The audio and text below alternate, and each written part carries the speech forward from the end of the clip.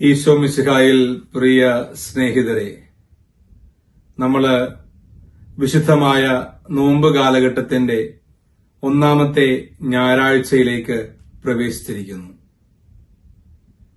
ഇന്നത്തെ വായനകളിലൂടെ നമ്മൾ കടന്നു പോകുമ്പോൾ ഒരു ഫസ്റ്റ് അപ്പിയറൻസില് ഒരുപക്ഷെ നമുക്ക് തോന്നുന്നു ഇന്നത്തെ വായനകള് പ്രലോഭനങ്ങളെ കുറിച്ചാണ് സംസാരിക്കുന്നത്.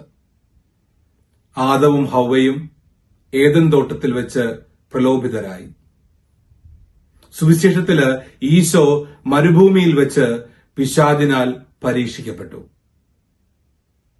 ശരിയാണ്, പക്ഷേ കുറെ കൂടി ആഴത്തിലുള്ള ധ്യാനത്തിലേക്ക് നമ്മൾ കടന്നു പോകുമ്പോൾ മനസ്സിലാകും ഇന്നത്തെ വായനകളുടെ പ്രധാനപ്പെട്ട ആശയം അത് ട്രസ്റ്റാണ്. ട്രസ്റ്റ് ഇൻ ഗോഡ്, ദൈവത്തിലുള്ള ആശ്രയം.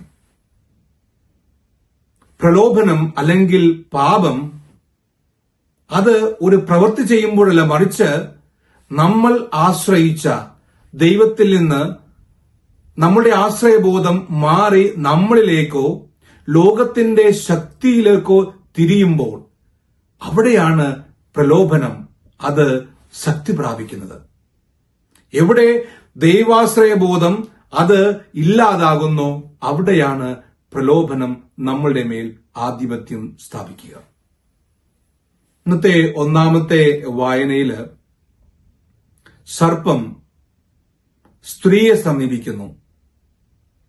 ഹവയുടെ അടുക്കലേക്ക് വരുമ്പോൾ വളരെ കൗശലത്തോടുകൂടിയാണ് ഈ സർപ്പം കടന്നു വരുന്നത്. നമുക്കറിയാം, ഉൽപ്പത്തിയുടെ പുസ്തകം വളരെ വ്യക്തമായിട്ട് പറയുന്നുണ്ട്, ദൈവം സൃഷ്ടിച്ച ജീവികളില് ഏറ്റവും കൗശലമേറിയ ജീവിയായിരുന്നു സർപ്പം. നമ്മുടെയൊക്കെ ജീവിതത്തിൽ ഉണ്ടാവും. ഒരുപക്ഷെ നമ്മൾ ചില പ്രലോഭനങ്ങളിൽ അകപ്പെട്ട് നമ്മൾ പാപം ചെയ്തു കഴിയുമ്പോൾ നമുക്കും തോന്നും, ദൈവമേ പെട്ടുപോയി. ചില വ്യക്തികളുടെയൊക്കെ ഇടപെടലുകള്, ചില സാഹചര്യങ്ങള് നമുക്ക് പോലും നോ പറയാൻ സാധിക്കാത്ത രീതിയിൽ നമ്മൾ പ്രലോഭനത്തിൽ നമ്മൾ അടിമപ്പെട്ടു പോകുന്ന സാഹചര്യമുണ്ട്. ഇവിടെ സർപ്പം ഹവ്വയെ സമീപിച്ചിട്ട് പറയുന്നത് പെട്ടെന്ന് ഈ കനി ഭക്ഷിക്കുക, ഈ പഴം ഭക്ഷിക്കുക എന്നല്ല, മറിച്ച് കൗശലപൂർവ്വം വന്നിട്ട് സാവകാശം ചോദിക്കുകയാണ്. ദൈവം ഈ തോട്ടത്തിലെ ഒരു പഴങ്ങളും ഭക്ഷിക്കരുത് എന്ന് പറഞ്ഞിട്ടുണ്ടോ? അപ്പോ ഹവ്വ പറയുന്നു, ഇല്ല, എല്ലാം ഭക്ഷിക്കാം, പക്ഷെ തോട്ടത്തിന്റെ നടുവിലെ വൃക്ഷത്തിന്റെ പഴം ഭക്ഷിച്ചുകൂടാ. ഈ അവസരം മുതലെടുത്തുകൊണ്ട് സർപ്പം അവരോട് പറയുകയാണ്, എക്സ്പ്ലെയിൻ ചെയ്യുകയാണ്, ഈ പഴം നിങ്ങൾ ഭക്ഷിച്ചു കഴിഞ്ഞാൽ നിങ്ങളുടെ കണ്ണുകൾ തുറക്കപ്പെടും, നിങ്ങൾ ദൈവത്തെ പോലെയാകും. ഇവിടെ ആദവും ഹവ്വയും ഈ പഴം ഭക്ഷിക്കുന്നത് അത് കൂടുതൽ ടേസ്റ്റ് ഉള്ളത് കൊണ്ടോ അത് കൂടുതൽ മധുരമുള്ളത് കൊണ്ടോ ബാക്കി പഴങ്ങളിൽ നിന്ന് വ്യത്യസ്തമായതുകൊണ്ടോ അവർക്ക് വിശപ്പുള്ളത് കൊണ്ടോ അല്ല. കാര്യം വ്യക്തമാണ്.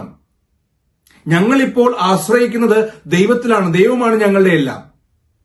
ഈ പഴം ഭക്ഷിച്ചു കഴിഞ്ഞാൽ ഞങ്ങൾ ദൈവത്തെ പോലെ ആയ പിന്നെ ഞങ്ങൾക്ക് ആരെയും ആശ്രയിക്കേണ്ട, ഞങ്ങളിലേക്ക് തന്നെ ആശ്രയിക്കാം.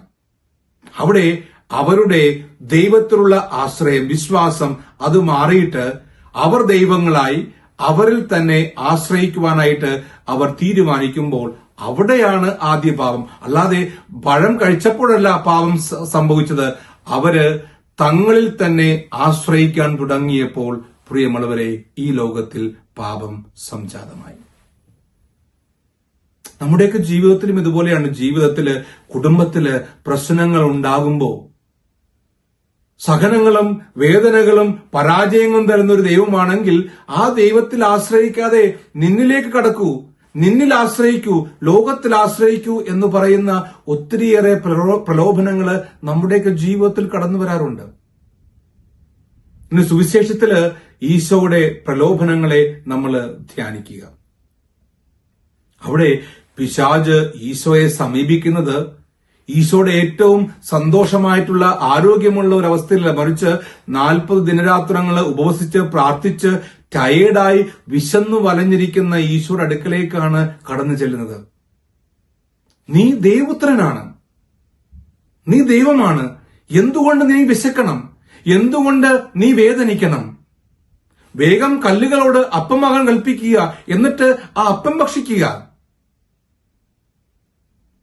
പ്രിയമുള്ളവരെ, ഇവിടെ പിശാച് കൗശലത്തോടുകൂടി ദൈവപുത്രനോട് പറയുകയാണ്, നീ എന്തുകൊണ്ട് സഹിക്കണം, വിശക്കണം, നീ കല്ലുകളെ അപ്പമാക്കി ഭക്ഷിക്കുക. ഈ രണ്ടാമത്തെ പ്രലോഭനത്തിൽ നമുക്കറിയാം, അവിടെ പിശാച് പറയാണ്, നീ മുകളിൽ നിന്ന് താഴേക്ക് ചാടുക, നിന്റെ പാദങ്ങൾ കല്ലിൽ തട്ടാതിരിക്കാൻ വേണ്ടി മാലാഖമാർ നിന്നെ കൈകളിൽ വഹിച്ചുകൊള്ളും. അതായത് ദൈവപുത്രൻ അവന്റെ കാല് വേദനിക്കാൻ പാടില്ല, മുറിയാൻ പാടില്ല, അവൻ എപ്പോഴും മാലാഖമാരുടെ കരങ്ങളിൽ സുരക്ഷിതരായിരിക്കും എന്നുള്ള തെറ്റായിട്ടുള്ള കൗശലമേറിയിട്ടുള്ള ഒരു പ്രലോഭനമാണ് ഈശോയുടെ ജീവിതത്തിലേക്ക് കൊടുക്കുന്നത്. പ്രിയമുള്ള സഹോദരരെ, നമ്മൾ ഈ കാലഘട്ടത്തില്, നമ്മൾ ഈ നോമ്പ് കാലഘട്ടത്തിലൂടെ കടന്നു പോകുമ്പോൾ, പ്രത്യേകിച്ച് ഇന്നത്തെ വായനകളിലൂടെ കടന്നു പോകുമ്പോൾ, എനിക്കറിയാം നമ്മൾ ജീവിക്കുന്ന ഈ ലോകത്തില് ഒത്തിരിയേറെ മനുഷ്യര്, പ്രത്യേകിച്ച് മീഡിയാസ്, ദൈവത്തിൽ വിശ്വസിക്കാത്ത മനുഷ്യര് നമ്മളെയൊക്കെ വെല്ലുവിളിക്കുകയാണ്. എന്തുകൊണ്ട് ഒരു നീതിമാനായിട്ടുള്ള മനുഷ്യൻ, ഒരു നല്ല ക്രിസ്ത്യാനി, എപ്പോഴും പ്രാർത്ഥിക്കുന്ന, എപ്പോഴും ബലിയിൽ പങ്കെടുക്കുന്ന, ആർക്കും ദ്രോഹം ചെയ്യാത്ത ഒരു നീതിമാനായിട്ടുള്ള മനുഷ്യൻ എന്തുകൊണ്ട് സഹിക്കണം എന്ന് പലപ്പോഴും ചോദിക്കാറുണ്ട്. പ്രിയമുള്ളവരെ, നമുക്കറിയാം ജോബിന്റെ ജീവിതം നമുക്ക് അതിനുള്ള ഉത്തരം നൽകുന്നുണ്ട്. ജോബ് നീതിമാനായിരുന്നു, എല്ലാ സർവ്വ സൗഭാഗ്യങ്ങളും ഉണ്ടായിരുന്നു.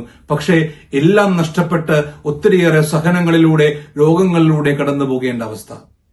ആ സമയത്ത് ജോബ് ഒരിക്കലും ദൈവത്തെ തള്ളിപ്പറഞ്ഞ് തന്നിൽ ആശ്രയിക്കുവാനോ ലോകത്തിൽ ആശ്രയിക്കുവാനോ തുനിയാതെ ദൈവത്തിൽ ഉറച്ചു നിന്നു, ദൈവത്തിൽ ആശ്രയിച്ചു.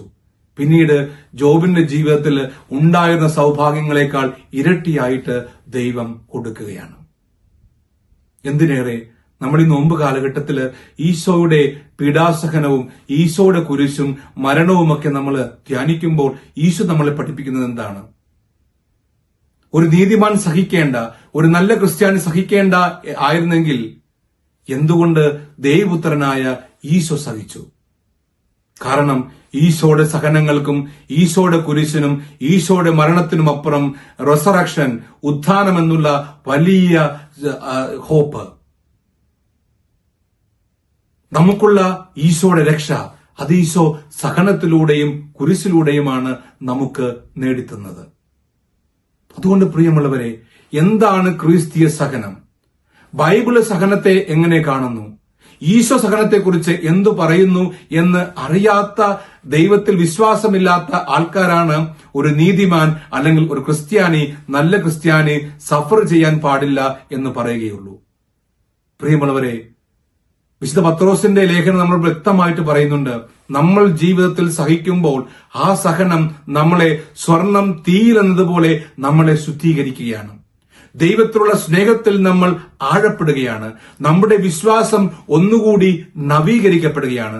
നമ്മുടെ ജീവിതം മറ്റുള്ളവർക്ക് വലിയ മാതൃകയാവുകയാണ്. വിശുദ്ധരുടെ ജീവിതം നമുക്ക് പരിശോധിക്കുക. അവര് എല്ലാ സൗഭാഗ്യങ്ങളോടുകൂടിയാണോ ഈ ലോകത്തില് ക്രിസ്തു സ്നേഹത്തിന് സാക്ഷ്യം വഹിച്ചത്?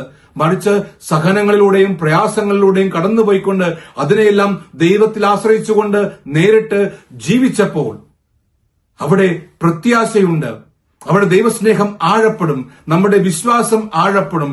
എല്ലാത്തിനും ഒടുവിൽ നമുക്ക് നിത്യമായൊരു ജീവിതം ദൈവം സമ്മാനിക്കും എന്നുള്ള വലിയ സാക്ഷ്യമല്ലേ സഹനങ്ങളിലൂടെ വിശുദ്ധർ നമ്മുടെ മുൻപിലേക്ക് വരച്ചു കാട്ടുന്നത്.